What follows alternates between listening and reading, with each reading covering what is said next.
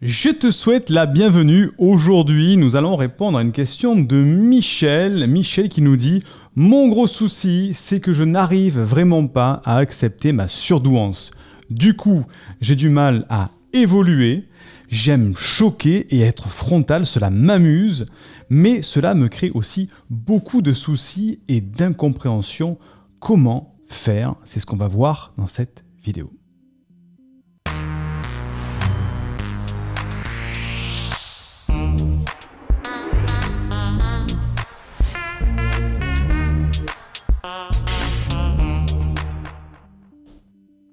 Je te souhaite la bienvenue à l'Université des hauts potentiels dans laquelle nous aidons les personnes avec un profil HP ou hypersensible à s'épanouir avec leur douance pour, je l'espère, co-créer un monde meilleur.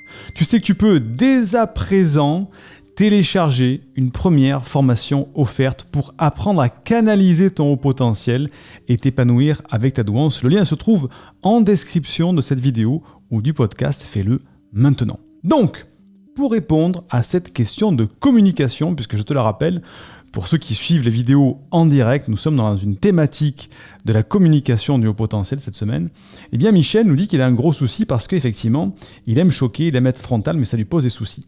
Alors, première chose, il faut savoir que quand on est au potentiel, on a tendance à avoir une communication extrême. Soit on va se retirer et être très introverti, voire même passer pour un asocial parce qu'on ne veut plus communiquer, parce qu'on a été déçu, soit on va aller à l'extrême comme Michel, qui va aller à la confrontation et qui va s'affirmer de manière très virulente avec sa communication. Donc on a les deux extrêmes, l'introverti et l'extraverti, et comme on le sait, les hauts potentiels ne sont jamais à l'équilibre, ils sont toujours trop, même dans la communication. Donc qu'est-ce que ça fait ? D'un côté, d'un extrême, on a une personne qu'on va qualifier d'asociale, qui ne parle pas, qui ne sort pas, qui ne communique plus, et de l'autre côté, on va tomber sur quelqu'un qui choque, qui est un petit peu brutal, qui est trop clivant et avec qui on va avoir peur de discuter justement, parce que le dialogue n'est pas équilibré. Donc, dans les deux cas, ça peut poser des problèmes, soit de quiproquo, soit de malentendu, ou soit bien sûr de retrait social et de se retrouver totalement isolé. Donc, par rapport à ça, la base, c'est un problème de communication, parce qu'au fond de lui, le haut potentiel, il veut communiquer, il a un énorme besoin de communiquer, le haut potentiel, d'être écouté et d'échanger. Mais dans le cas de Michel, lui, il se dit ça m'amuse un petit peu d'être frontal, ça le stimule, qu'il y ait un petit peu de fight, la situation un petit peu conflictuelle mais pas méchante, ça le stimule d'être frontal, mais ça lui pose, comme il nous le dit aussi, beaucoup de soucis et d'incompréhension.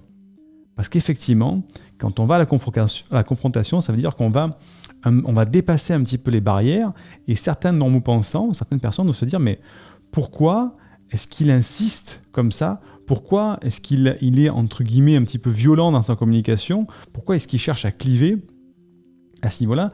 Et pourquoi il va jusqu'à l'incompréhension ? Et je pense déduire un petit peu ce qui se passe avec Michel, c'est qu'effectivement, parfois Michel peut avoir raison, mais il peut avoir peut-être parfois un petit peu tort, et Michel va essayer d'aller un petit peu plus loin pour savoir s'il a eu raison d'avoir tort, parfois. Donc, en tant qu'au potentiel, il va se retrouver à communiquer et créer un quiproquo, une incompréhension qui fait qu'à la fin, effectivement, les personnes ne le comprennent pas, on peut en discuter avec lui, ou entre guillemets le rejettent gentiment. Bref, c'est pas la personne avec qui on va avoir envie de passer du temps. Parce qu'à chaque fois qu'on engage une discussion sur une thématique, il va y avoir bien sûr une polémique, il va y avoir une discussion un petit peu trop violente. Donc, qu'est-ce qu'il faut faire ? Il faut arrondir les angles dans la communication. Je dis surtout pas qu'il faut supprimer sa singularité. Attention, ne me faites pas dire ce que j'ai pas dit. La singularité, il faut la conserver. C'est ce qui fait justement que tu es qui tu es.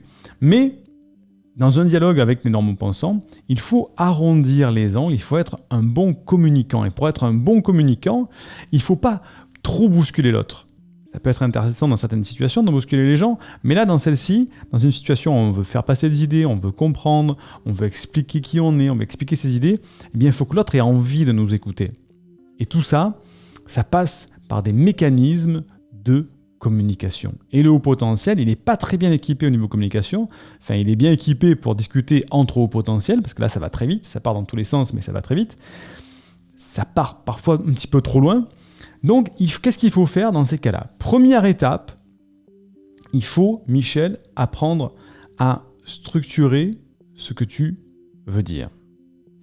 Qu'est-ce que ça veut dire structurer? C'est que quand on commence à choquer, à être trop frontal, ça veut dire qu'on rentre dans le lard. Pourquoi est-ce qu'on est rentré dans le lard au début? Qu'est-ce qu'on voulait faire passer? Et justement, il faut se poser la question. Donc, au début, on a une idée, une opinion, quelque chose, une demande à faire passer. Et dans ce cas-là, il faut structurer cette demande, cette explication. Et l'être humain, autant les hauts potentiels que les normaux pensants, ont besoin de cette structure. Et la première des choses à faire, la première des clés, c'est de motiver l'interlocuteur qui est en face de toi. Donc ça, c'est ce que j'explique dans la formation « Communiquer et se faire comprendre pour les hauts potentiels ». Tu as d'ailleurs le lien en description. Formation, d'ailleurs, ouais, on est déjà très nombreux dedans. Et ça, je me languis d'ouvrir les portes là, ce lundi pour que tout le monde puisse profiter. Donc, il faut motiver la personne. Comment on fait pour motiver la personne? Eh bien, il faut lui expliquer la situation, on va dire entre guillemets le cauchemar, et la solution pour faire passer l'idée. Tu vas dire, ben voilà, en fait, prenons un exemple lambda. Tu veux faire passer l'idée comme quoi ben, il faut apprendre à canaliser tes pensées. Voilà. Tu es en face de toi un potentiel et il a un problème. Et comment faire pour canaliser ses pensées? Il n'est pas ouvert à ça. Tu vas lui expliquer, voilà, voici le cauchemar. Aujourd'hui, tu n'arrives pas à canaliser tes pensées. Ça part dans tous les sens. Tu es épuisé psychologiquement. Personne ne te comprend. Il y a des incompréhensions, des quiproquos. Ça, c'est le cauchemar. Imagine maintenant que tout ça se soit fini. Que tu arrives à canaliser, calmer ton pensée, calmer le hamster qui est dans ta tête, et justement que tu arrives à avoir un dialogue bien fluide, posé pour que tout le monde te comprenne. Qu'est-ce que tu vas pouvoir faire, devenir, avoir en ayant cette nouvelle capacité-là? Là, je fais entrevoir le résultat positif. Est-ce que tu crois qu'en faisant ça, la personne en face de toi, elle va pas être toute oui pour t'écouter?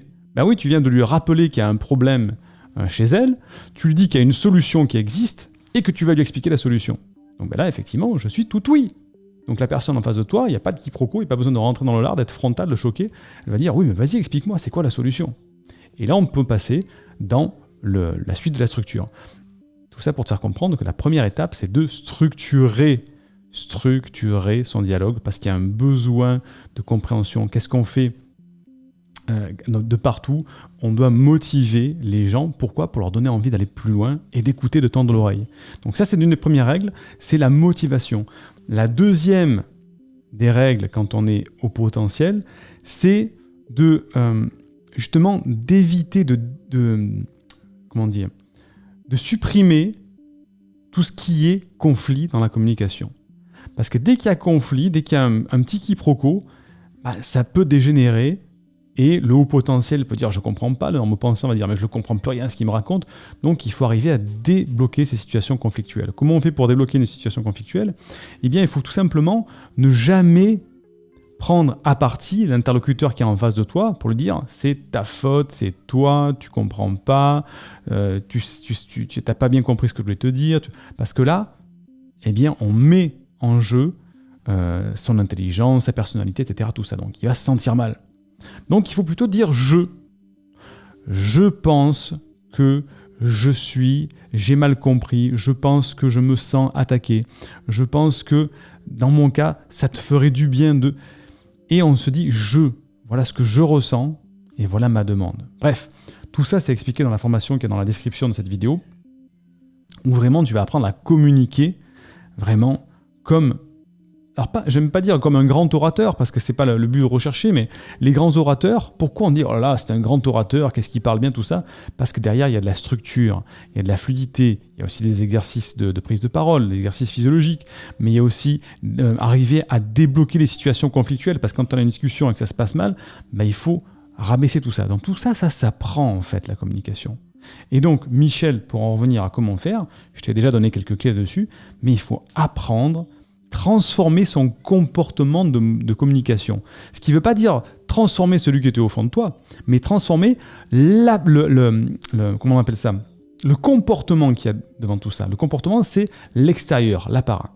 Et en changeant ce comportement, les gens vont beaucoup mieux se comporter par rapport à ta communication. Donc, la solution, Michel, c'est de modifier ton comportement. Je t'ai déjà donné 2 conseils que tu pourras appliquer dès de suite. Et en tout cas, j'espère t'avoir aidé dans ta communication, Michel. Si c'est ton cas, tu as des problèmes de communication, dis-moi en description justement quels sont les types de problèmes que tu rencontres dans ta communication.